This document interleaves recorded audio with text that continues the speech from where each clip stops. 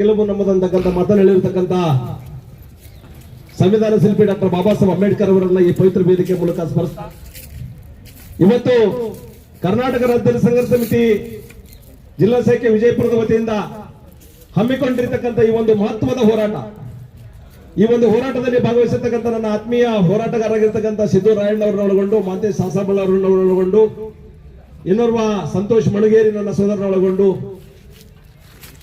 ಎಲ್ಲ ದಲಿತ ಸಂಘರ್ಷ ಸಮಿತಿಯ ತಾಲೂಕಾ ಸಂಚಾಲಕರನ್ನ ಒಳಗೊಂಡು ಬಂದಿರತಕ್ಕಂಥ ಯಾವತ್ತು ನನ್ನ ಹೋರಾಟಗಾರರ ಬಂಧುಗಳಿಗೆ ವೇದಿಕೆ ಮೂಲಕ ಮೊಟ್ಟ ಮೊದಲನೇದಾಗಿ ಅನಂತ ಕೋಟಿ ಜೈ ಭೀಮ್ ನಮನಗಳನ್ನು ಸಲ್ಲಿಸಲಿಕ್ಕೆ ಬಯಸ್ತಾ ಇದ್ದೇನೆ.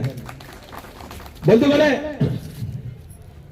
ಇವತ್ತು ಮಾಡತಕ್ಕಂಥ ಹೋರಾಟ ಇದು ಬಹಳಷ್ಟು ಅರ್ಥಪೂರ್ಣವಾಗಿರ್ತಕ್ಕಂಥ ಹೋರಾಟ.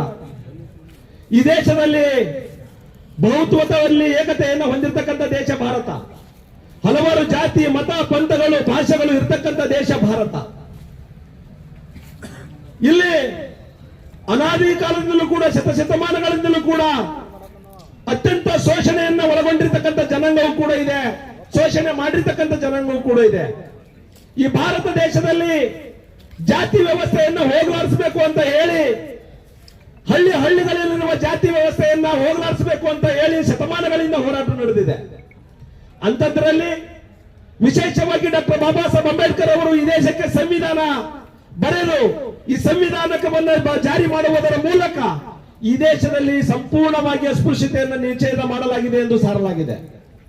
ಆದಾಗ್ಯೂ ಕೂಡ ಇವತ್ತು ಸಂವಿಧಾನ ಜಾರಿಯಾಗಿ 75 ವರ್ಷ ಗತಿಸಿದ್ರು ಕೂಡ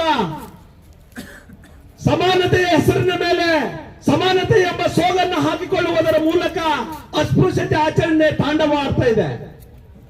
ಹೇಗೆ ತಾಂಡವಾಡ್ತಾ ಇದೆ? ಮೊದಲು ನಮಗೆ ಊರಿನ ಒಳಗಡೆ ಪ್ರವೇಶ ಇರಲಿಲ್ಲ, ಹೋಟೆಲ್ಗಳಲ್ಲಿ, ಗುಡಿ ಗುಂಡಾರಗಳಲ್ಲಿ ಪ್ರವೇಶ ಇರಲಿಲ್ಲ. ಈ ಎಲ್ಲ ಪ್ರವೇಶಗಳು ಬೇಕು ಅಂತ ಹೇಳಿ ನಮ್ಮ ದಲಿತ ಸಂಘ ಸಮಿತಿ ಹೋರಾಟ ಮಾಡ್ತೀವಿ. ಅದರಲ್ಲಿ ಕೂಡ ಕೆಲವೊಂದು ಸಂದರ್ಭದಲ್ಲಿ ಬೇಡಿಕೆಗಳು ಈಡೇರದು ಮತ್ತು ಈಡೇರ್ಲಿಕ್ಕೆ ಇದ್ದವು. ಇನ್ನುವರೆಗೂ ಕೂಡ ಅವ್ಯಾತವಾಗಿ ಅಸ್ಪೃಶ್ಯತೆ ಆಚರಣೆಯಲ್ಲಿ ಹಳ್ಳಿಗಳಲ್ಲಿ, ಪಟ್ಟಣಗಳಲ್ಲಿ ನಾವು ಕಾಣ್ತಾ ಇದ್ದೇವೆ. ಆದ್ರೆ ಇವತ್ತಿನ ಹೋರಾಟ ವಿಶ್ವವಿದ್ಯಾನಿಲಯಗಳಲ್ಲಿ ನಡೀತಕ್ಕಂಥ ಅಸ್ಪೃಶ್ಯತೆಯನ್ನು ತಡೆಗಟ್ಟಬೇಕು. ವಿಶ್ವವಿದ್ಯಾಲಯಗಳಲ್ಲಿ ಓದ್ತಕ್ಕಂಥ ಉನ್ನತ ವ್ಯಾಸಂಗ ಮಾಡತಕ್ಕಂಥ ವಿದ್ಯಾರ್ಥಿಗಳು, ದಲಿತ, ಹಿಂದುಳಿದ, ಅಲ್ಪಸಂಖ್ಯಾತ ಅನೇಕ ವಿದ್ಯಾರ್ಥಿಗಳು ಸಾವಿಗೆ ಶರಣಾಗ್ತಾ ಇದ್ದಾರೆ.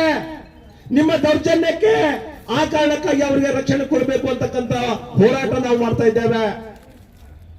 ಯಾವ ರೀತಿ ವಿಶ್ವವಿದ್ಯಾಲಯಗಳು, ವಿಶ್ವದ ಜ್ಞಾನದ ಕೇಂದ್ರಗಳು ವಿಶ್ವವಿದ್ಯಾಲಯ ಅಂದ್ರೆ ಅಲ್ಲಿ ಜಾತಿ ಇಲ್ಲ, ವರ್ಗ ಇಲ್ಲ, ಲಿಂಗ ಇಲ್ಲ, ಭೇದ ಇಲ್ಲ, ಭಾವವಿಲ್ಲ. ಈ ರೀತಿಯಾಗಿರ್ತಕ್ಕಂಥ ಸಮಾನತೆಯ ವ್ಯವಸ್ಥೆಯ ಮೇಲೆ ಶಿಕ್ಷಣವನ್ನು ಕೊಡಬೇಕಾಗಿರ್ತಕ್ಕಂಥ ವ್ಯವಸ್ಥೆ ವಿಶ್ವವಿದ್ಯಾಲಯಗಳದು. ಆದ್ರೆ ಆ ವಿಶ್ವವಿದ್ಯಾಲಯಗಳಲ್ಲಿ ಅನೇಕ ಜನ ಜಾತಿವಾದಿಗಳು, ಪ್ರೊಫೆಸರ್ಗಳು, ಕುಲಸಚಿವರು, ಕುಲಪತಿಗಳು ಸೇರಿ ಅಲ್ಲಿರ್ತಕ್ಕಂಥ SC, ST, OBC ವಿದ್ಯಾರ್ಥಿಗಳು ಉನ್ನತ ವ್ಯಾಸಂಗ ಮಾಡಬಾರ್ದು ಅಂತಕ್ಕಂಥ ಹುನ್ನಾರ ಇಟ್ಕೊಂಡು ಅವ್ರ ಮೇಲೆ ಗುಂಪುಗಾರಿಕೆ ಮಾಡ್ತಕ್ಕಂಥದ್ದು. ಗುಂಪುಗಾರಿಕೆ ಮಾಡಿ ಅವರು ಓದೋದು ಬಿಟ್ಟು ಹೋಗ್ಬೇಕು. ಅವ್ರು ಇರ್ತಕ್ಕಂಥ ಹಾಸ್ಟೆಲ್ಗಳಿಗೆ ಕರೆಂಟ್ ಕಟ್ ಮಾಡ್ತಕ್ಕಂಥದ್ದು, ಅವ್ರು ಇರ್ತಕ್ಕಂಥ ಹಾಸ್ಟೆಲ್ಗಳಲ್ಲಿ ಶೌಚಾಲಯದ ವ್ಯವಸ್ಥೆ ಸರಿಯಾಗಿ ಇಲ್ಲದಂಗೆ ನೋಡ್ಕೊಳ್ತಕ್ಕಂಥದ್ದು. ಅಂದ್ರೆ ಅವ್ರು ಬಿಟ್ಟು ಓಡಿ ಹೋಗ್ಬೇಕು ಅವ್ರ ಮನೆಗೆ. ಅಕಸ್ಮಾತ್ ಅಟ್ಟು ಎಲ್ಲನೂ ಸಹಿಸಿಕೊಂಡು ಯಾಕ್ರಪ್ಪ ನಮಗ್ ಹಿಂಗ್ಯಾಕ, ನಮ್ಗೆ ಯಾಕನ್ನ ಎಲ್ಲ ವಿದ್ಯಾರ್ಥಿಗಳ ತರ ನಮ್ಗೆ ನೋಡ್ಕೊಳಕ್ ಅವಕಾಶ ಮಾಡಿಕೊಡಲ್ಲ ಅಂತಂದ್ರ ಅವ್ರ ಮೇಲೆ ಸುಳ್ಳು ಕೇಸ್, ಪೊಲೀಸ್ ಕೇಸ್ ಹಾಕೋದು, ಸುಳ್ಳು ಕೇಸ್, ಪೊಲೀಸ್ ಹಾಕೋದು. ಅದನ್ನು ಕೂಡ ಎದುರಿಸಿದ್ರು ಅಂತಂದ್ರೆ ಅವ್ರ ಮೇಲೆ ಇಲ್ಲಾರ ಸಲ್ಲೋರು ಆರೋಪ ಮಾಡಿ ಅವರು ಕಿರುಕುಳ ಕೊಟ್ಟು ಅವರು ಸಾಯಂಗ ಮಾಡೋದು. ಉದಾಹರಣೆಗಾಗಿ ಈ ದೇಶದಲ್ಲಿ ಆಡಳಿತದ ಚುಕ್ಕಾಣಿಯನ್ನ ಹಿಡಿದಿರ್ತಕ್ಕಂಥ ಕೇಂದ್ರ ಸರ್ಕಾರ ಆಗಿರ್ಬೋದು, ಸನ್ಮಾನ್ಯ ಮೋದಿ ಅವರಾಗಿರ್ಬೋದು, ರೋಹಿತ್ ವೆಮೂಲ್ ಅಂತಕ್ಕಂಥ ನನ್ನ ಒಬ್ಬ ವಿದ್ಯಾರ್ಥಿ, ಸಂಶೋಧನಾ ವಿದ್ಯಾರ್ಥಿ ಆತ್ಮಹತ್ಯೆಗೆ ಶರಣಾದ, ಡೆತ್ ನೋಟ್ ಅನ್ನ ಬರೆದಿಟ್ಟುಕೊಳ್ಳುವುದರ ಮೂಲಕ ಆದರೂ ಕೂಡ ಇಲ್ಲಿಯವರೆಗೆ ನಾಚಿಕೆ ಬಂದಿಲ್ಲ ಅಂತಂದ್ರೆ ನಿಮಗೆ ಧಿಕ್ಕಾರವನ್ನು ಹಾಕ್ತಾ ಇದ್ದೀನಿ ಒಂದು ವೇದಿಕೆ ಮೂಲಕ ಕೇಂದ್ರ ಸರ್ಕಾರಕ್ಕೆ ಅಂತಕ್ಕಂಥದ್ದು. ಎಷ್ಟು ಜನ ವಿದ್ಯಾರ್ಥಿಗಳು ಆತ್ಮಹತ್ಯೆ ಮಾಡ್ಕೊಳ್ಬೇಕು? ಒಂದು. ಇನ್ನೊಂದು, ಬಾಂಬೆ ಯೂನಿವರ್ಸಿಟಿಯಲ್ಲಿ ಒಬ್ಬ ನನ್ನ ಸೋದರಿ ಆತ್ಮಹತ್ಯೆಗೆ ಶರಣಾದಳು. ಈ ರೀತಿಯಾಗಿರ್ತಕ್ಕಂಥ ದೌರ್ಜನ್ಯಗಳನ್ನ ತಡೆಗಟ್ಟಲಾರ್ದೆ ಇನ್ನೊಂದು ಇಲ್ಲೇ ಅಷ್ಟು ದೂರ ಯಾಕ, ಇಲ್ಲೇ ಗುಲ್ಬರ್ಗಾ ವಿಶ್ವವಿದ್ಯಾಲಯ ಹಚ್ಚಗಡೆ ಕಡಗಂಚಿ ಅಂತ ಹೇಳಿ ಕೇಂದ್ರೀಯ ವಿಶ್ವವಿದ್ಯಾಲಯ ಅದ. ಕೇಂದ್ರೀಯ ವಿಶ್ವವಿದ್ಯಾಲಯದಲ್ಲಿ ನನ್ನ ಗೆಳೆಯ ಒಬ್ಬ ನಂದ್ ಕುಮಾರ್ ಅಂತ ಹೇಳಿ ಓದ್ತಿದ್ದಾನೆ. ಅವನ ಮೇಲೆ ಪೊಲೀಸ್ ಕೇಸ್. ಅವ ಲೇಖನಿ ಬಹಳ ಬರಿತಾನ, ಅವ ಹಂಗ್ ಬರಿತಾನ, ಇವ ಹಿಂಗ್ ಬರಿತಾನ, ಅವನಿಗೆ ತೊಂದರೆ ಕೊಡ್ಬೇಕಂತ ಹೇಳಿ ಅವನ ಮೇಲೆ 7-8 ಪೊಲೀಸ್ ಸುಳ್ಳು ಕೇಸುಗಳನ್ನ ಹಾಕಿದ್ರು. ಯಾರು ಅವರು ಇಲ್ಲಿಯವರೇ. ಎಂತವರು? ಕುಲಪತಿಗಳು, ಕುಲಸಚಿವರು. ಇವರು ಜಾತಿ ವ್ಯವಸ್ಥೆಯನ್ನ ತುಂಬಿಕೊಂಡು ಬಂದು ಕುಳಿತಿರ್ತಕ್ಕಂಥ ವ್ಯಕ್ತಿಗಳಾಗಿದ್ದ ಕಾರಣಕ್ಕಾಗಿ ಉನ್ನತ ವ್ಯಾಸಂಗ ಮಾಡುತ್ತಿರುವ ವಿಶ್ವವಿದ್ಯಾಲಯಗಳಲ್ಲಿ ಅಸ್ಪೃಶ್ಯತೆ ತಾಂಡವವಾಡ್ತಾ ಇದೆ. ನಮ್ಮ SC ST OBC ವಿದ್ಯಾರ್ಥಿಗಳು ಆತ್ಮಹತ್ಯೆಗೆ ಶರಣಾಗ್ತಾ ಇದ್ದಾರೆ. ಭಾರತ ದೇಶ ಸ್ವಾತಂತ್ರ್ಯ ಬಂದು ಸುವರ್ಣ ಮಹೋತ್ಸವ ಆಚರಣೆ ಮಾಡ್ತಾ ಇದೆ ಅಂತಕ್ಕಂಥದ್ದು ಹೇಳ್ಬೇಕು ಅಂತ ಹೇಳಿ ಒಂದು ಕಡೆ ಖುಷಿ ಆದ್ರೆ, ಇನ್ನೊಂದು ಕಡೆ ತುಂಬಾ ನೋವಿನಿಂದ ಹೇಳ್ತಾ ಇದ್ದೀವಿ. ಇಂಥ ಜಾತಿವಾದಿಗಳಿಂದ ನಮಗೆ ಧಿಕ್ಕಾರ ಹಾಕಬೇಕು, ಜಾತಿವಾದಿಗಳಿಗೆ ಒಂದು ಖಂಡಿಸಬೇಕು, ಜಾತಿವಾದಿಗಳಿಂದ ನನ್ನ ಸಮುದಾಯ ಮೇಲೆ ಬರಬೇಕಲ್ಲ ಅಂತಕ್ಕಂಥ ವಿಚಾರದಲ್ಲಿ ನಾವು ಒಂದು ಕಡೆ ನೋವನ್ನ ವ್ಯಕ್ತಪಡಿಸ್ತಾ ಇದ್ದೀವಿ. ಹಾಗಾಗಿ ಇವತ್ತಿನ ಈ ಒಂದು ಘಟನೆ, ರೋಹಿತ್ ವೇಮುಲ ತೀರ್ಕೊಂಡ್ರು, ಆತ್ಮಹತ್ಯೆ ಮಾಡ್ಕೊಂಡ್ರು. ಇನ್ನೊಬ್ಬ ನನ್ನ ಸೋದರಿ ಬಾಂಬೆಯಲ್ಲಿ ತೀರ್ಕೊಂಡ್ರು. ಅವಾಗ ಅವರ ಪಾಲಕರು ಏನ್ ಮಾಡಿದ್ರು ಅಂತಂದ್ರೆ, ಕೋರ್ಟ್ಗೆ ಹೋದ್ರು. ನಮ್ಗೆಲ್ಲೂ ಕೋರ್ಟ್ ಎಲ್ಲ ಕೊಡ್ಬೇಕಾಗಿತ್ತು ನಮ್ಮ ದೇಶದಲ್ಲಿ. ಕೋರ್ಟ್ಗೆ ಹೋದಾಗ ಇಲ್ಲ, ಅಲ್ಲಿರ್ತಕ್ಕಂಥ SC ST OBC ಮಕ್ಕಳಿಗೆ ನಿಜವಾಗಿ ಅನ್ಯಾಯ ಆಗ್ತಾ ಇದೆ. ಆ ಕಾರಣಕ್ಕಾಗಿ ಅವ್ರಿಗೆ ಒಂದು ಸ್ಪೆಷಲ್ ಆಗಿರ್ತಕ್ಕಂಥ ಕಾನೂನು ತಗೊಂಡ್ಬರ್ಬೇಕು ಅಂತ ಹೇಳಿ ಸುಪ್ರೀಂ ಕೋರ್ಟ್ ಹೇಳಿತು. ಕೇಂದ್ರ ಸರ್ಕಾರ ಸುಪ್ರೀಂ ಕೋರ್ಟ್ಗೆ ಹೇಳ್ತು, ಕೇಂದ್ರ ಸರ್ಕಾರ ತರಲೇಬೇಕಾಯ್ತು.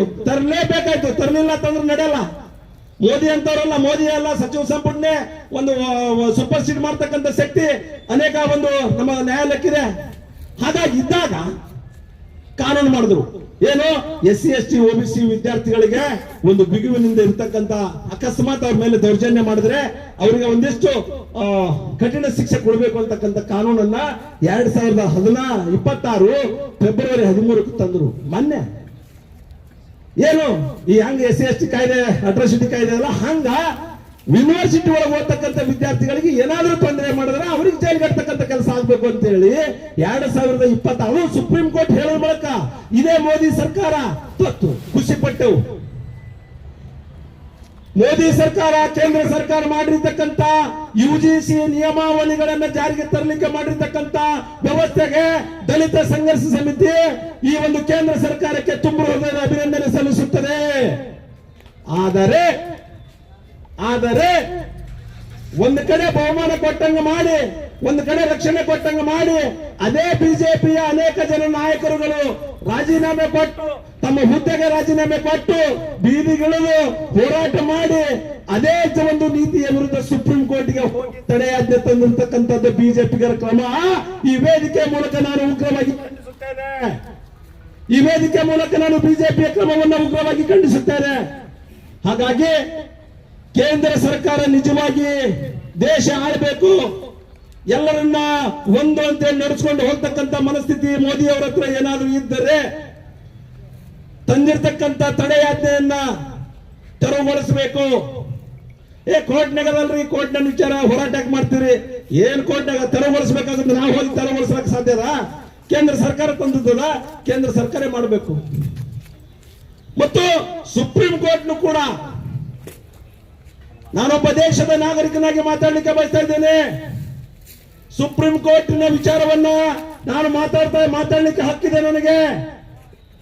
ಸುಪ್ರೀಂ ಕೋರ್ಟ್ ಈ SC ST OBC ವಿದ್ಯಾರ್ಥಿಗಳ ಹಕ್ಕುಗಳ ರಕ್ಷಣೆಗಾಗಿ ತಡೆಯಾಜ್ಞೆ ಕೊಟ್ಟಿರಿ.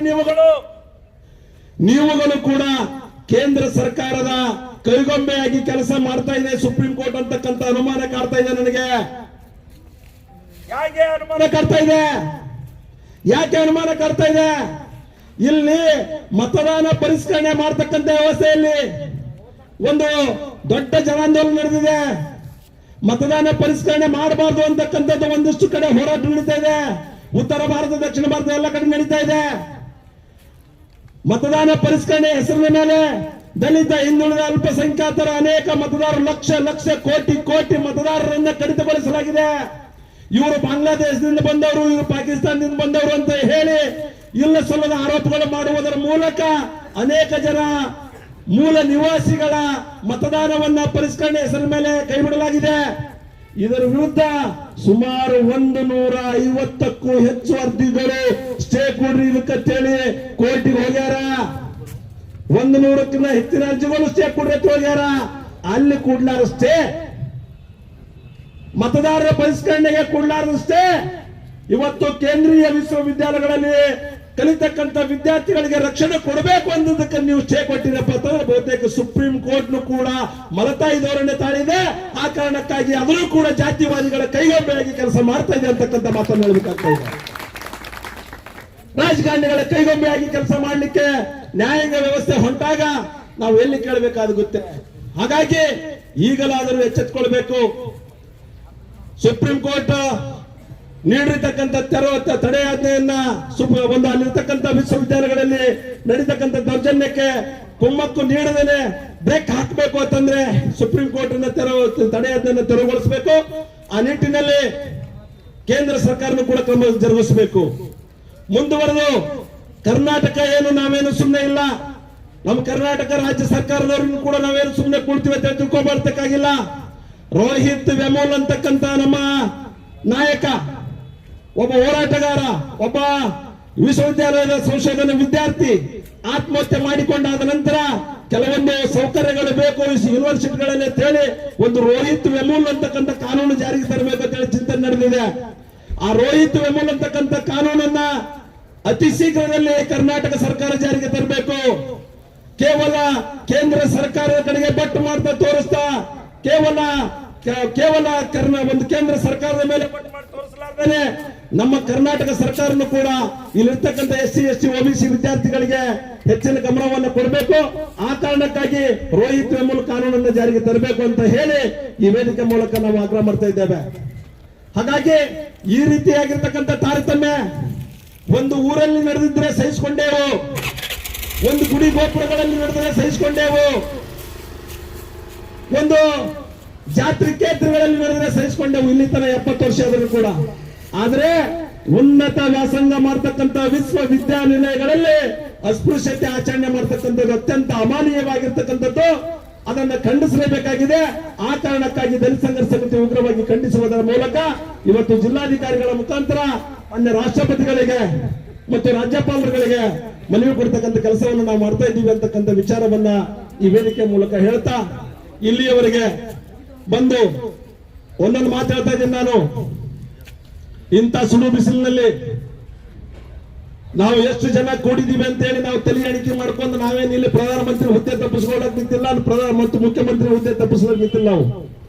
ನಾವು ಎಷ್ಟು ಜನ ಕೂಡಿವಿ ಅನ್ನೋದು ಮುಖ್ಯ ಅಲ್ಲ, ಯಾವ ವಿಷಯವನ್ನ ಮಾತಾಡ್ತಾ ಇದ್ದೀವಿ, ಯಾವ ವಿಷಯವನ್ನ ಖಂಡಿಸ್ತೀವಿ ಅನ್ನೋದನ್ನ ಮೇಲೆ ಕುಳಿತಿರ್ತಕ್ಕಂಥ ವ್ಯಕ್ತಿಗಳು ತಿಳ್ಕೋಬೇಕು. ಆವಾಗ ಮಾತ್ರ ನೀವು ನಿಜವಾದ ತಾಯಿ ಹಾಲು ಕುಡಿದವರು ಬದುಕಿದವರು, ಇಲ್ಲ ಅಂತಂದ್ರೆ ನಾಯಿ ಹಾಲು ಕುಡಿದವರು ಬದುಕಿದವರು. ನಾನು ಅವ್ರು ಮೋದಿ ಆಗಿರ್ಬೋದು, ಇನ್ನೊಬ್ಬ ದೇಶದ ಮುಖ್ಯಸ್ಥ ಯಾರೇ ಆಗಿರ್ಬೋದು, ನಾವು ಎಷ್ಟು ಜನ ಕೂಡಿವಿ ಅನ್ನೋದು ಲೆಕ್ಕ ಹಾಕ್ಬೇಡ್ರಿ. ನಾವು ಯಾವ ವಿಷಯ ಮಾತಾಡ್ತೀವಿ ಅನ್ನೋದ್ರ ಬಗ್ಗೆ, ವಿಷಯದ ಬಗ್ಗೆ ಗಂಭೀರವಾದ ಚಿಂತನೆ ಇರಲಿ ಅಂತಕ್ಕಂಥ ವಿಚಾರವನ್ನ ಈ ವೇದಿಕೆ ಮೂಲಕ ನಾನು ಹೇಳ್ತಾ ಇಲ್ಲಿಯವರೆಗೆ ಬಂದು ನನ್ನ ಹೋರಾಟದಲ್ಲಿ ಭಾಗವಹಿಸತಕ್ಕಂಥ ಯಾವತ್ತು ನನ್ನ ಕ್ರಾಂತಿಯ ಕಿಡಿಗಳಿಗೆ, ಯಾಕಂದ್ರೆ ನಾವು ಜನ ಕೂಡಿಸ್ಬೇಕಾದ್ರೆ ಸಾಮಾನ್ಯ ಕೂಡಿಸಲು ನಾವು ಬಿಜಾಪುರ ಹೊರಕೊಂಡು ಕೊಟ್ಟು ಕೂಡಿಸ್ತೀವಿ ಅನ್ನೋದು ಶಕ್ತಿ ನಮ್ಮ ಹಿಂದಿನ ಇತಿಹಾಸದಿಂದ ಗೊತ್ತದ.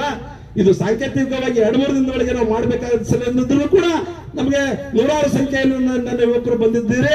ಆ ಕಾರಣಕ್ಕಾಗಿ ನಿಮ್ಮೆಲ್ಲರಿಗೂ ಕೂಡ ದಲಿತ ಸಂಘ ಸಮಿತಿಯ ಪರವಾಗಿ ತುಂಬ ಅಭಿನಂದನೆಗಳನ್ನು ಸಲ್ಲಿಸ್ತಾ ನಾನು ಮಾತನ್ನು ಮುಗಿಸ್ತಾ ಇದ್ದಾರೆ. ಜೈ ಭೀಮ್, ಜೈ ಪ್ರಬುದ್ಧ ಭಾರತ್.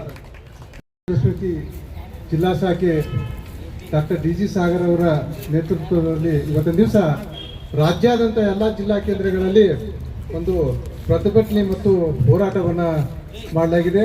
ಕಾರಣ ಎಷ್ಟೇ, ಇವತ್ತಿನ ದಿವಸ ಉನ್ನತ ಹುದ್ದೆಗಳಲ್ಲಿ ಸಹಿತ ಇದ್ದರು. ಇವತ್ತಿನ ದಿವಸ ಯೂನಿವರ್ಸಿಟಿ ಅಂದ್ರೆ ಪ್ರೈಮರಿ ಹಿಡ್ಕೊಂಡು ಇವತ್ತಿನ ದಿವಸ ಉನ್ನತ ಹುದ್ದೆ ಅಂತ ಹೇಳ್ತೀವಿ, ಅಂತಲ್ಲಿ ಸಹಿತ ನಮ್ಮ SC ST ಜನಾಂಗಕ್ಕೆ ತಾರತಮ್ಯ ಮಾಡ್ತಾ ಇದ್ದಾರೆ. SC ST ವಿದ್ಯಾರ್ಥಿಗಳನ್ನ ಅವರು ಕಲಿಬೇಕಾದ್ರೆ ಅಥವಾ ಅವ್ರು ಏನಾದರೂ ಬೇರೆ ಬೇರೆ ಆಕ್ಟಿವಿಟಿ ಮಾಡಬೇಕಾದ್ರೆ ಅಲ್ಲೆಲ್ಲ ತೊಂದರೆಗಳನ್ನು ಅನುಭವಿಸ್ತಾ ಇದ್ದಾರೆ. ಹೀಗಾಗಿ ಈಗಾಗಲೇ ನೋಡಿ ರಾಹುಲ್ ಅನ್ನೋ ರೋಹಿತ್ ಅನ್ನೋರಿಗೆ, ರೋಹಿತ್ ವೆಮುಲಿ ಅವರಿಗೆ ಈಗಾಗಲೇ 2019ರಲ್ಲಿ 2016ರಲ್ಲಿ ಅವ್ರಿಗೆ ಆದಂಥ ಅನ್ಯಾಯದ ವಿರುದ್ಧ ಹೋರಾಟ ಅವಾಗ ನಾವು ಮಾಡಿದ್ದೀವಿ. ಬಟ್ ಇವತ್ತಿನ ದಿವಸ ಅವರ ರೋಹಿತ್ ವೆಮುಲಿ ಅವರ ಒಂದೇನು ಕಾನೂನನ್ನು ಜಾರಿ ಮಾಡಬೇಕಾಗಿತ್ತು. ಆದ್ರೆ ಕರ್ನಾಟಕ ಸರ್ಕಾರವು ಕೂಡಲೇ ಅದನ್ನ ಜಾರಿಗೊಳಿಸ್ಬೇಕು. ಯಾಕಂದ್ರೆ ಇದು ಕೋಮುವಾದಿ RSS ಹಾಗೂ BJP ಸರ್ಕಾರ ಉದ್ದೇಶಪೂರ್ವಕವಾಗಿ ನಮ್ಮ SC/ST ಜನಾಂಗವನ್ನು ತುಳಿಲಿಕ್ಕೆ ಬಹಳ ಪ್ರಯತ್ನ ಮಾಡ್ತಾ ಇದೆ. ಕಾರಣ ಅಷ್ಟೇ, ಏನೇನು ಈಗ ನಾವು ಕೇಂದ್ರ ಸರ್ಕಾರ ಒಂದೇನದು ಮನವಿಯನ್ನೇ ಮಾಡಿದಿಲ್ಲ ಸುಪ್ರೀಂ ಕೋರ್ಟಿಗೆ, ಅದನ್ನ ಈಗಲೇ ತೆರವುಗೊಳಿಸ್ಬೇಕು. ಅಂದಾಗ ಮಾತ್ರ ಇವಾಗೈತಿ, ಇಲ್ಲಾಂದ್ರೆ ಜಸ್ಟ್ ಇವತ್ತು ದಿವಸ ಜಸ್ಟ್ ಫಾರ್ ಸ್ಯಾಂಪಲ್ ಅಂತ ಹೇಳ್ಬೋದು. ಹೀಗಾಗಿ ಈ ನಮ್ಮ ಮನವಿಯಲ್ಲಿ ಬೇಡಿಕೆಗಳನ್ನ ಏನು ಇಟ್ಟಿದ್ದೇವಲ್ಲ ಅದನ್ನ ಕೂಡಲೇ ಈಡೇರಿಸಬೇಕು. ಇಲ್ಲವಾದಲ್ಲಿ ಇನ್ನು ನಾವು ರಾಜ್ಯಾದ್ಯಂತ ಉಗ್ರವಾದಂತಹ ಹೋರಾಟ ಮಾಡ್ತೇವೆ ಅನ್ನೋ ಒಂದು ಮಾತು ಹೇಳಿ ನಾನು ಮಾತು ಮುಗಿಸ್ತೇನೆ. ಜೈ ಭೀಮ್, ಜೈ ಕರ್ನಾಟಕ. ಧನ್ಯವಾದಗಳು ಆತ್ಮೀಯ ಸೋದರ ಸಿದ್ದರಾಮಯ್ಯನವರಿಗೆ. ನಿಮ್ಗೆಲ್ಲ ಗೊತ್ತಿದ್ದಾಗೆ ಅವರಿಗೆ ಹುಷಾರಿಲ್ಲ ಅಂದ್ರೂ ಕೂಡ ಹೋರಾಟದಲ್ಲಿ ಬಂದು ಭಾಗವಹಿಸಿ ಮಾತಾಡೋದಕ್ಕೆ ಅವರಿಗೆ ನಿಮ್ಮೆಲ್ಲ ಚಪ್ಪಾಳೆ ಮೂಲಕ ಅವರಿಗೆ ಅಭಿನಂದನೆಗಳನ್ನು ಸಲ್ಲಿಸಲಿಕ್ಕೆ ಬಯಸ್ತಾ ಇದ್ದಾರೆ.